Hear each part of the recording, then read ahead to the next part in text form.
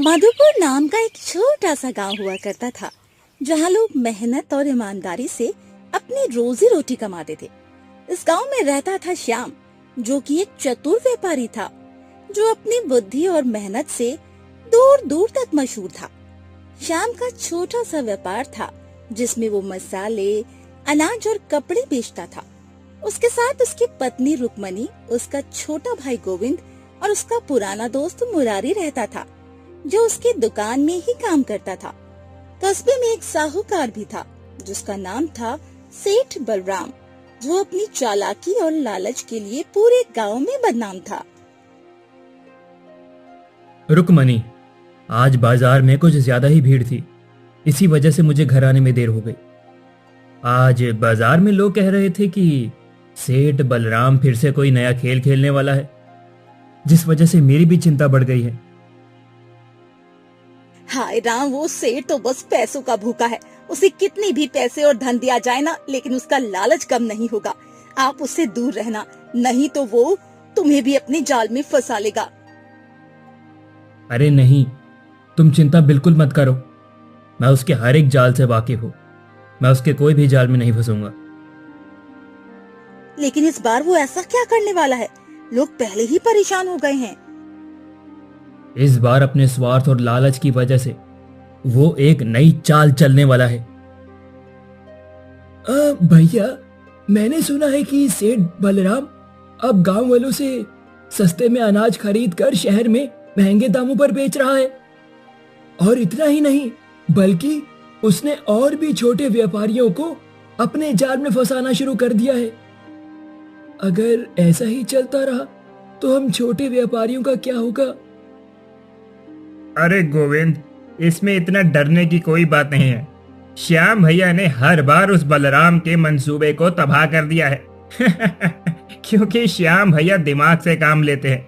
मुझे यकीन है वो सेठ के मंसूबे को भी जरूर नाकाम कर देंगे, है ना भैया? हाँ मुरारी, तुमने बिल्कुल सही कहा। अगर बलराम आम लोगों को नुकसान करके खुद की जेब भरने की कोशिश करेगा तो मैं उसके ये मंसूबे को कभी पूरा होने ही नहीं दूंगा। लेकिन इसके लिए हमें कुछ चतुराई से काम तो लेना होगा। सेठ बलराम को हराना आसान नहीं है, लेकिन अगर हम मिलकर कोशिश करें तो उसे सबक सिखा सकते हैं। श्याम को अच्छे से पता था सेठ बलराम की चालाकी से गांव के सारे छोटे व्यापारी परेशान थे। वो फैसला करता है वो सेठ को उसके ही चाल में फंसाएगा। अगली सुबह श्याम अपने भाई गोविंद और दोस्त मुरारी के साथ एक योजना बनाता है। हमें सेठ बलराम के खिलाफ कोई ऐसी योजना बनानी होगी जिससे उसे पता भी ना चले और उसका ये सच सबके सामने भी आ जाए। हमें सेठ बलराम के खिलाफ कोई ठोस सबूत ढूंढने होंगे, क्योंकि बिना सबूत के ऐसे किसी पर भी आरोप लगाना सही बात नहीं होगी। अगर हम इसके खिलाफ कोई ठोस सबूत मिलते हैं तो हम उसका ये गैर कानूनी व्यापार बंद कर पाएंगे।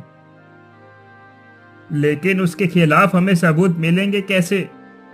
वो सेठ बलराम भी क्या कम चालाक है क्या? वो अपने कोई सबूत छोड़ता ही नहीं है। ऊपर उसका कालू जासूस हर किसी पे शैतान की तरह नजर रखता है। हमें सेठ बलराम के उन सारे ठिकानों को ढूंढना होगा जहां उसने अनाज को छुपाया है। अगर वो अनाज हमें मिल गया तो हमारे पास सेठ बलराम के खिलाफ ठोस सबूत होंगे। सेठ बलराम का एक गोदाम है जहां वो अपना सारा अनाज रखता है। हो सकता है कि उसने उसी गोदाम में सारा अनाज रखा हो और हमें उसके सौदे का कोई सबूत मिल जाए। श्याम, गोपाल और मुरारी की योजना थी कि वो सेठ के अनाज के सौदे को उसी के खिलाफ इस्तेमाल करेंगे। लेकिन इस योजना में कई खतरे थे, क्योंकि सेठ बलराम का जासूस हर जगह घूमता रहता था। श्याम, गोविंद और मुरारी चुपके से सेठ बलराम के गोदाम के पास जाते हैं। वो देखते हैं सेठ का जासूस, जिसका नाम था कालू, गोदाम के बाहर पहरा दे रहा होता है।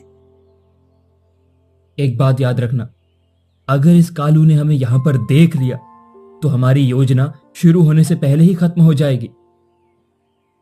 भैया, वो कालू तो शैतान की तरह हर वक्त नजर रखता है, तो हम इस गोदाम के अंदर जाएंगे कैसे? भैया, क्या हम रात में यहाँ आए? तब शायद कालू सो रहा होगा, फिर इसका फायदा उठाकर हम इस गोदाम में घुस जाएंगे। क्या बोलते हो भैया? नहीं गोविंद, रात में सेठ के कुत्ते गोदाम की रखवाली करते हैं, जो कि इस कालू से भी ज्यादा खतरनाक है। हमें दिन में ही कुछ करना होगा। मुरारी, क्या तुम किसी भी तरह से कालू का ध्यान भटका सकते हो? भैया, मेरी बातों का जादू तो तुम जानते ही हो, जिससे मैं किसी को भी अपने जाल में फंसा सकता हूं। मैं कालू को ऐसी कहानी सुनाऊंगा कि वो गोदाम को भूल ही जाएगा। मुरारी कालू के पास जाता है और उससे बातें शुरू करता है। अरे कालू, कैसे हो तुम? तुमको ही ढूंढ रहा था। क्या तुम्हें पता नहीं है कि मैं यहीं पर ही रहता हूँ? वैसे तुम हो कौन? तुम्हें मुझसे क्या काम है? मेरा नाम मुरारी है। मैं एक दुकान में काम करता हूँ। मैं सेठ बलराम जी के पास एक बात पहुंचाना चाहता था कि मैं ऐसे 10 छोटे व्यापारियों को जानता हूँ जिनके साथ सेठ जी व्यापार कर सकते हैं, लेकिन उनको जल्द से जल्द अपना अनाज बेचना होगा। मैं समझ गया। देखो देखो, इस बात को तुमने किसी और को तो नहीं बताया ना? बिल्कुल भी नहीं। मैं सबसे पहले तुम्हारे पास ही आया हूँ, तो अगर तुम अभी सेठ जी को ये बता दोगे तो उनका काफी फायदा हो सकता है। ठीक है ठीक है ठीक है, मैं सेठ जी के पास जाकर उन्हें बुलाता हूँ, लेकिन तुम इस गोदाम के अंदर ही रुकना और किसी को भी अंदर मत आने देना। ठीक है। अरे टेंशन ना लो, तुम जल्दी से सेठ जी को बुला के लाओ और यहाँ की चिंता मत करो, मैं यहाँ किसी को नहीं आने दूंगा। मुरारी कालू को एक झूठी कहानी सुनाता है और कालू मुरारी की बातों में फंस जाता है। कालू गोदाम छोड़कर सेठ के पास खबर देने चला जाता है। इसी मौके का फायदा उठाकर श्याम और गोविंद गोदाम में दाखिल हो जाते हैं और वो तीनों मिलकर गोदाम की तलाशी लेने लगते हैं। तब वो उस गोदाम में रखे बहुत सारे अनाज को देखते हैं, जिससे वो लोग हैरान हो जाते हैं। भैया, ये गोदाम तो अनाज से भरा पड़ा है। इतना सारा अनाज! सेठ इतना सारा अनाज कहां से लाया होगा? गोविंद, ये वही अनाज है जो सेठ ने गांव वालों और छोटे व्यापारियों से सस्ते में खरीदा है, ताकि वो इस अनाज को ज्यादा भाव में शहर में बेच सके और ज्यादा मुनाफा कमा सके। लेकिन मुझे कुछ और चाहिए, वो कागज जिसमें सेठ के सौदों की जानकारी लिखी है। भैया, अगर हम पकड़े गए तो क्या सेठ हमें जेल भिजवा देगा? वो क्या हमें जेल भगाएगा? जेल तो उसे जाना चाहिए इस गैर कानूनी काम के लिए। गोविंद, तुम्हें डरने की जरूरत नहीं है, हमें बस जल्दी करनी है। तू वो लकड़ी का बक्सा देख, शायद उसमें कागज हो। श्याम और गोविंद गोदाम में अनाज ढूंढने लगते हैं। तभी उन्हें एक पुराना बक्सा मिलता है। जैसे ही श्याम बक्सा खोलता है, जिसमें उन्हें सेठ के सौदे के कागजात मिल जाते हैं, लेकिन उसी वक्त श्याम को गोदाम का दरवाजा खुलने की आवाज आती है। वो देखते हैं कि कालू गोदाम में वापस आ गया था। कौन है वहां? चोर चोर! गोविंद, मुरारी, जल्दी पीछे के रास्ते से भागो। श्याम, मुरारी और गोविंद कागज लेकर गोदाम के पीछे के रास्ते से भागते हैं। कालू उनका पीछा करता है। क्या बात है, आप तीनों ऐसे भागकर क्यों आए हैं? हम चुपके से सेठ बलराम के गोदाम में गए थे और वहां हमने बहुत सारे अनाज को देखा जो बलराम ने कम दाम में खरीदे हैं।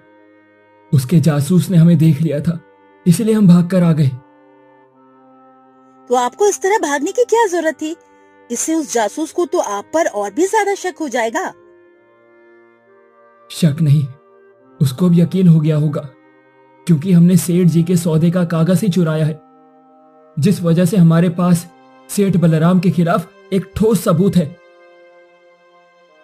ये सब सुनकर रुक्मणी तो डर जाती है। श्याम कागजों को पढ़ता है और पता लगाता है कि सेठ बलराम शहर के एक बड़े व्यापारी सेठ गंगाराम के साथ मिलकर अनाज का गैर कानूनी सौदा करने वाला है। वो सस्ते अनाज को महंगे दामों में बेचकर मुनाफा कमाना चाहता था। श्याम, ये तो बहुत खतरनाक बात है। अगर सेठ को पता चल गया कि आपने उसके कागज चुराए हैं तो वो आपको नहीं छोड़ेगा। वो जरूर आपको सबक सिखाने की कोशिश करेगा। रुक्मणी, डरने से काम नहीं चलेगा। मैं जानता हूं कि बलराम बहुत अमीर और ताकतवर आदमी है, इसीलिए हमें इन कागजों को सही हाथों में देना होगा। और फिलहाल मेरी नजर में गांव के सरपंच ही हैं जिनको हम ये कागज दे सकते हैं, क्योंकि वो ईमानदार आदमी है। वो सेठ की चालाकी को सबके सामने ला सकते हैं। लेकिन भैया, सरपंच जी तक पहुंचने से पहले हमें सेठ के गुंडों से बचना होगा। वो बाहर चारों ओर हमें बाहर ढूंढ रहे होंगे, और ऊपर से उस कालू ने हमें देख भी लिया है। अरे तुम उस कालू की चिंता मत करो। कालू को मैं फिर से बेवकूफ बना दूंगा और उसे पता भी नहीं चलेगा। लेकिन भैया, हमें जल्दी करना होगा। सेठ का सौदा कल रात को होने वाला है। हमें उससे पहले ही ये बात सरपंच तक पहुंचानी होगी। तुमने बिल्कुल सही कहा। हमारे पास बस यही एक मौका है। अगर हमने वक्त से पहले ये सबूत सरपंच तक नहीं पहुंचाए तो हमारे हाथ से एक अच्छा मौका निकल जाएगा, और फिर हम उस सेठ बलराम को सजा नहीं दिलवा पाएंगे। उसके बाद श्याम, गोविंद और मुरारी सरपंच के पास जाने की योजना बनाते हैं। लेकिन रास्ते में एक बड़ी बाधा थी। सेठ बलराम ने अपने गुंडों को कस्बे के हर रास्ते पर तैनात कर दिया था ताकि कोई उसके खिलाफ सबूत न ले जा सके। श्याम को पता था अगर वो सीधे सरपंच के पास गया तो सेठ के गुंडे उसे पकड़ लेंगे। हमें चतुराई से काम लेना होगा। इस बार हमें अपने दिमाग का इस्तेमाल करना होगा कि हम आखिर उस सरपंच तक कैसे पहुंच पाएं। तुमने बिल्कुल सही कहा। मेरे पास एक योजना है, लेकिन हमें जल्द से जल्द इस पर काम करना ही होगा। क्या योजना है भैया? गोविंद, तुम और मुरारी बाजार में ये अफवाह फैलाओ कि सेठ का गोदाम खाली हो गया है, जिससे सेठ बलराम को एक बहुत ही बड़ा झटका लगेगा। इससे वो और उसके गुंडे गोदाम की तरफ तो भागेंगे, जिससे मुझे सरपंच तक पहुंचने के लिए समय मिल जाएगा। ये तो कमाल की तरकीब है भैया। हम सेठ को उसी के जाल में फंसा देंगे और उसे पता भी नहीं चलेगा। लेकिन भैया, तुम अकेले सरपंच के पास जाओगे? अगर भगवान ना करे किसी ने आपको पकड़ लिया तो? यह खतरनाक है भैया। मैं भी आपके साथ चलूंगा। गोविंद, मुझे कुछ नहीं होगा। तुम लोग जल्द से जल्द अफवाह फैलाओ, क्योंकि अफवाह फैलने में थोड़ा समय लगेगा और हमारे पास ज्यादा समय है भी नहीं। उसके बाद तुम लोग मेरी चिंता मत करो, मुझे कुछ नहीं होगा। गोविंद और मुरारी बाजार में अफवाह फैलाने निकल पड़ते हैं। वो बाजार के लोगों से कहते हैं सेठ बलराम का गोदाम रात में लूट गया और सारा अनाज गायब हो गया। ये खबर आग की तरह फैलती है और सेठ बलराम अपने गुंडों के साथ गोदाम की तरफ दौड़ता है। इस मौके का फायदा उठाकर श्याम कागज लेकर सरपंच के घर की ओर चल पड़ता है। श्याम सरपंच के घर की ओर जा रहा था, लेकिन रास्ते में उसे एक और मुसीबत का सामना करना पड़ता है। सेठ का सबसे खतरनाक गुंडा रघु उसे रोक लेता है, क्योंकि रघु को कालू ने बता दिया था कि श्याम गोदाम में घुसा था। तो तू ही है श्याम। तूने सेठ के खिलाफ जाकर बहुत बड़ी गलती की है। तुझे ही एक गलती करने से पहले 100 बार सोच लेना चाहिए था। अब मुझसे तुझे कोई नहीं बचा सकता है। वो कागज मुझे दे दे, नहीं तो। रघु, तू सेठ का गुलाम बनकर खुश है, लेकिन मैं नहीं। आखिर कब तक तू सेठ बलराम की गुलामी करेगा? जब बलराम का सच बाहर आएगा तो तू भी उसके साथ जेल चला जाएगा। अपने परिवार के बारे में तो सोच। ये कागज सेठ की चालाकी का सबूत है। मैं इसे हर हाल में सरपंच तक पहुंचाऊंगा। तो तेरी भलाई इसी में ही है कि तू मेरे रास्ते से हट जा। तू बोलता बहुत है।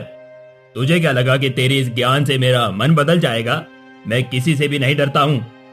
अब देख, मैं तुझे कैसे सबक सिखाता हूं।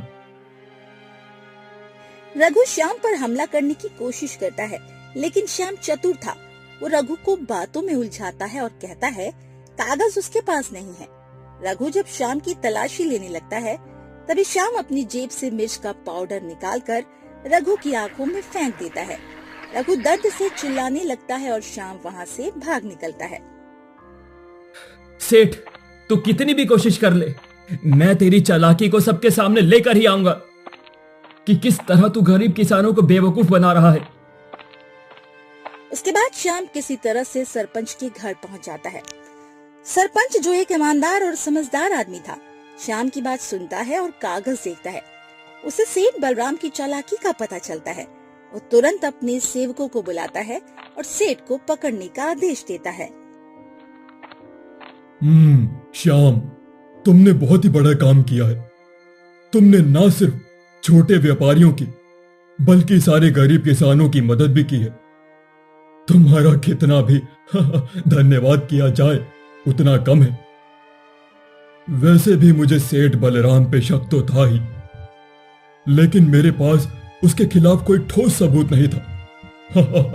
लेकिन ये कागज सेठ की सारी करतूतें उजागर कर देगा। मैं अभी सेठ को पकड़वाता हूं। सरपंच जी, ये सिर्फ मेरी जीत नहीं बल्कि पूरे गांव की जीत होगी। सेठ बलराम ने हम सबको लूटा है। वो हर बार इस गांव की आंखों में धूल झोंकता रहा है। अब उसे कड़ी से कड़ी सजा मिलनी चाहिए। तुमने बिल्कुल सही कहा है श्याम।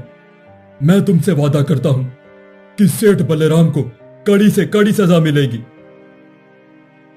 उसके बाद सरपंच के सेवक सेठ बलराम को उसके गोदाम से पकड़ लेते हैं। सेठ को ये बात पता चल जाती है कि श्याम ने उसके कागज सरपंच तक पहुंचा दिए हैं और वो गुस्से से आग बबूला हो जाता है। लेकिन अब उसके पास कोई रास्ता नहीं होता है। अगले दिन सेठ बलराम को गांव की पंचायत के सामने लाया जाता है, जहां पर श्याम, गोविंद, मुरारी और रुक्मणी भी वहां मौजूद होते हैं। सरपंच कागजों को सबके सामने पढ़ता है, जिसमें सेठ के गैर कानूनी सौदों की सारी जानकारी थी। सारे गांव वाले सेठ की चालाकी सुनकर बड़े ही हैरान हो जाते हैं।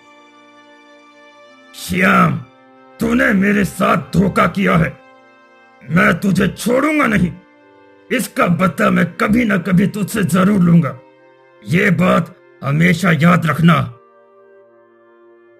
सेठ, धोखा तो तूने पूरे गांव के साथ किया है। तूने गांव वालों का अनाज सस्ते में खरीदा और महंगे दामों पर बेचा है। शुक्र मना कि सरपंच जी तुझे पुलिस के हवाले नहीं कर रहे और ये लोग तुझे सजा नहीं दे रहे हैं, वरना सोच तेरी क्या हालत होती। सेठ बलराम, तेरी चालाकी अब सबके सामने आ चुकी है। तुझे और तेरे सारे गुंडों को इसकी सजा जरूर मिलेगी। जब तक तुम लोग जेल से बाहर आओगे, तब तक तुम लोगों को इस गांव से हमेशा के लिए निकाल दिया जाएगा और ये तेरा सारा अनाज गांव में बांट दिया जाएगा। सेठ बलराम और उसके गुंडों को पुलिस ले जाती है। उसके बाद उसका सारा अनाज गांव वालों में बांट दिया जाता है, जिससे सबके घरों में खुशहाली आती है। श्याम की चतुराई और हिम्मत की हर जगह तारीफ होने लगती है और गांव के लोगों में श्याम, गोविंद और मुरारी की एक अलग पहचान बन जाती है। सभी लोग उनकी बहुत इज्जत करते हैं और उन्हें सम्मान देते हैं। श्याम, तूने साबित कर दिया कि मेहनत और चतुराई से कोई भी बाधा पार की जा सकती है। भैया, अब हमारी दुकान और भी चलेगी। लोग तुम पर भरोसा करने लगे हैं। मैं तो कहता हूं ना, भैया को अब कस्बे का सरपंच बना देना चाहिए। अरे ये तुम लोग क्या बोल रहे हो? ये सरपंच बनना मेरे बस की बात नहीं है। मैं एक व्यापारी ही ठीक हूँ। उसके बाद श्याम की दुकान पर और भी लोग आने लगते हैं और गांव की मदद करने के बाद धीरे धीरे श्याम एक बहुत बड़ा व्यापारी बन जाता है।